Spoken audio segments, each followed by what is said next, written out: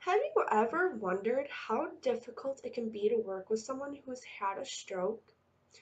Dealing with a stroke victim can be very difficult depending on the severity of the stroke, but with the right communication and the right amount of patience, you will be able to handle almost any stroke patient you have. My three main points are how difficult it can be to work with someone who's had a stroke, the right communication you'll need, and how to be extremely patient with that stroke victim. When it comes to difficulties of dealing with a stroke patient, you will need to understand how they communicate, how they transfer, and their basic needs. When it comes to how they communicate, they might not be able to say the right words, they might not be able to express their emotions, and they will get extremely frustrated by not being able to say the right words. And when they get frustrated, you need to remind them to just take a break and that it is okay and that it is good that they are trying to improve what they are trying to communicate and to just take a couple of minutes and then try again. When it comes to transfers, they will have a weak side. It could be their right side or their left side. That side is going to be very sensitive, and you may think, oh, it's not going to be sensitive. That side was affected by a stroke. But if you touch it the wrong way or you move it the wrong way, you are going to hurt that person. Now, you do need to be extremely cautious when it comes to transferring them, considering the fact you are going to be providing weight-bearing techniques. So you always want to make sure to start on their good side, which is the side that was not affected by the stroke, in order to transfer them. And if you do it that way, it should be nice and smooth. So when it comes to the right communication you'll need, you might need to play the guessing game, having them write it down, or speaking slowly at a normal tone. When it comes to the guessing game, you will need to guess the words that they might be trying to say and repeating it to them so that they can say yes or no. When it comes to showing them objects, you might need to show them objects that they could be inferring to, or you can show them pictures that they could be inferring to.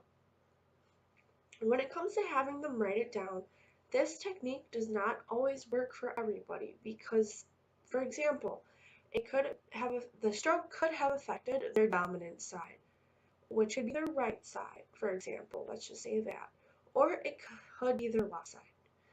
But let's say right now that it's their right side that was affected and that was their dominant side. They might not be able to write with their left side, which could be an issue. So when it comes to having them write it down, ask them what they are saying, how they feel, and what they need.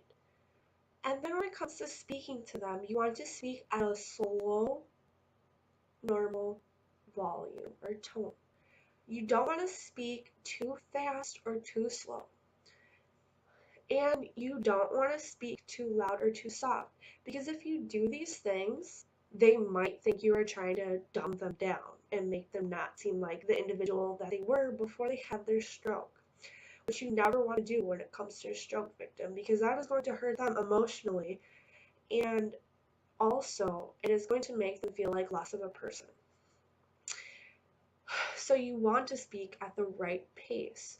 Now, when it comes to being patient, you want to give them time to communicate. So when it comes to communication, you want to give them 30 seconds or more to reply.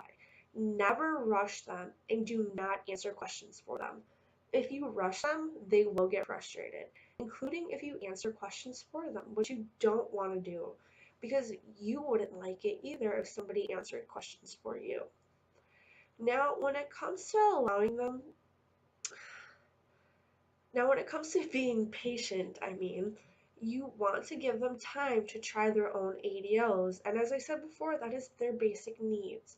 So you want to encourage them to do their own ADLs. And you do want to give them 20 to 30 minutes, maybe more, to try that specific ADL that they want to accomplish. You do not want to rush them when it comes to this. And you might think, oh, that is an extensive amount of time to give somebody to do their ADLs. But in reality, it's really not. You are forgetting that this person was affected by a stroke. And you need to keep that in mind. Because yes, it may take people like us who have not been affected by a stroke 10 to 20 or 10 minutes or less, compared to somebody who's had a stroke, and it could take them 20 to 30 minutes. In conclusion, working with a stroke victim can be hard. There is plenty of difficulties that can arise when dealing with a stroke patient. You will need the right communication and you will need to be patient.